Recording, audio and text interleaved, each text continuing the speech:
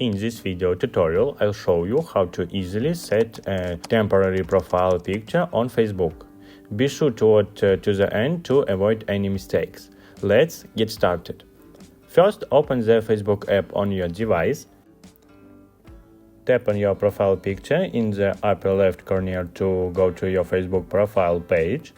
Once in your profile, tap on your current profile picture. From the options that appear, select Choose a profile picture.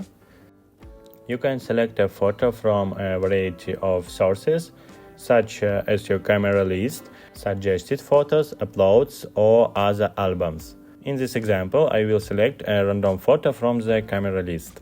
Once you've selected a photo, you can edit it by cropping it or edit frame if you want. To make this photo temporary, look for the Make Temporary option, click on it.